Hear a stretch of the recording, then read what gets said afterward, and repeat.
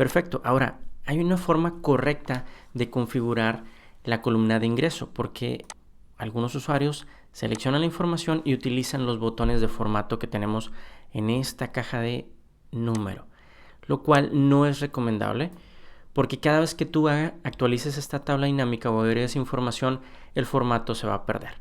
La forma correcta de configurar un campo dentro de una tabla dinámica es yendo directamente al campo, en este caso al de ingreso, desplegar esta flecha que tenemos aquí en la parte inferior.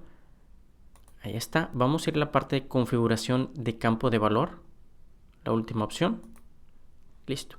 Y en esta ventana es donde vamos a configurar ese campo, modificando tres cosas: el formato del tipo de dato, la operación, que lo vamos a seleccionar en esta caja, y como podrás ver, puedes realizar sumas, recuentos, promedios, máximos, mínimos, entre otros cálculos, y el nombre personalizado que vamos a utilizar. Ahora, aquí algo importante: este nombre personalizado no puede ser igual al nombre original del campo, ¿sí? Excel no nos permite, ya que ese campo ya existe.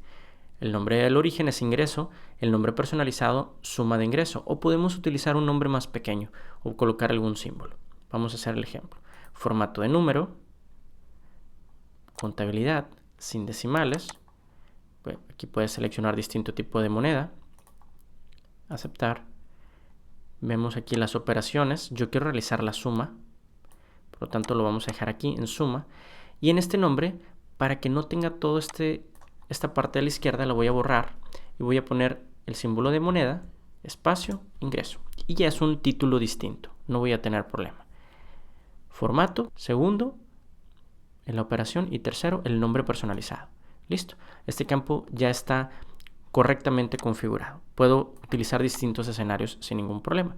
Si subimos la ciudad, bajamos el estatus, ahí está, no se pierde absolutamente nada. Bien, vamos a dar un clic, lo tomamos y lo bajamos. Ahora, ¿qué pasa cuando yo quiero eliminar algún campo porque me equivoqué? Por ejemplo, el de mes y el de año, y alguno de esos no los quiero. Pues bueno, basta con que los desmarquemos desde aquí arriba en la lista de campos, ¿sí? O que hagamos lo siguiente: si los teníamos en el área de filtros, lo tomamos, damos un clic y sin soltar el mouse lo arrastramos y lo sacamos aquí a la izquierda, a la hoja de cálculo. Con eso basta para eliminarlo. Muy bien, ya tenemos una tabla dinámica, ya tenemos un escenario aquí creado. Ahora, ¿qué pasa cuando agregamos información en nuestra fuente de datos? ¿Sí? Vamos a ir a la tabla 2. Yo voy a copiar estos últimos 3 registros.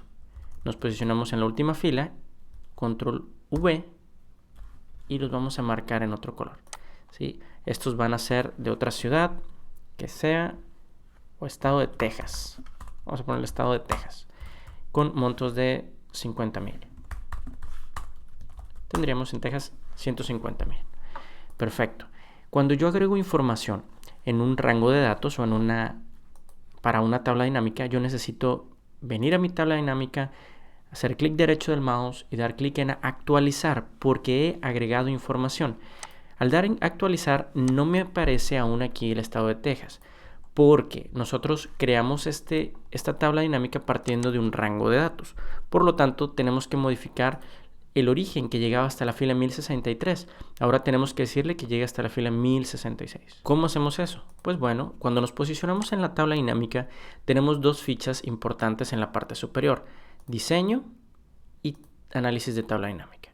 Encontramos la opción de actualizar y cambiar origen de datos. Estos dos botones. Este botón ya lo vimos en el clic derecho al mouse, pero este botón sería para modificar la fuente. Vamos a dar un clic aquí. Vemos nuevamente que nos pide seleccionar una tabla o un rango o modificarlo. Yo aquí necesito que ya no diga 1063, necesito extender el rango. Igualmente, si hubiera agregado alguna columna, ya no sería hasta la columna K, ¿sí? Pues a lo mejor hasta la columna Z, ¿sí? Entonces aquí basta con que modifiquemos manualmente que llegue hasta la fila 1066, ¿sí? Con eso basta para incluir Texas. Aceptar y listo. Ahora podemos ver esta fila, ¿sí? En estatus entregado, ahí está. Perfecto, entonces cada vez que nosotros integremos información, necesitamos por una parte actualizar, ¿sí? Y por otra parte agregar o modificar el rango de datos si la tabla creció. Ahora, si yo modifico la información, así, en esta forma, muy bien, son 300,000 para el estado de Texas. Entonces, lo que vamos a hacer es, venimos a la tabla, clic derecho, actualizar. Y ahí vemos el cambio, ¿sí? Cada vez que agregamos información, si pegas la información de algún mes, la borras, ¿sí? Si esto fuera del periodo de junio, lo borramos, pegamos la nueva información, es necesario venir a la tabla dinámica, clic derecho, actualizar, en esta parte de acá. O podemos posicionarnos en la parte de análisis de tabla dinámica y utilizar el botón actualizar. Incluso tenemos la opción de actualizar todo. Cuando tenemos varias tablas dinámicas en el documento, podemos utilizar esta opción de actualizar todo, ¿sí? Si eran 10 tablas dinámicas que estaban ligadas a la misma fuente de datos, desde aquí lo puedes actualizar, siempre y cuando el rango de datos ya lo hayas modificado.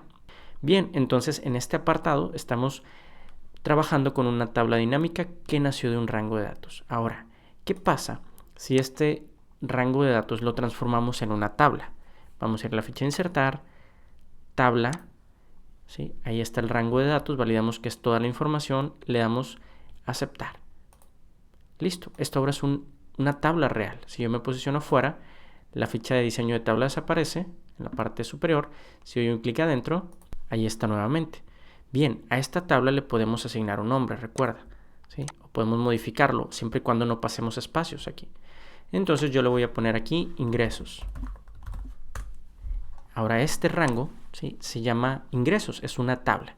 Y yo puedo desde esta tabla crear una tabla dinámica. Vamos a poner esto sin relleno. Vemos que los colores permanecen del formato que habíamos creado. Bien, insertar, tabla dinámica o pivot table. Ahora ya no tenemos un rango, sino tenemos un nombre, ¿sí?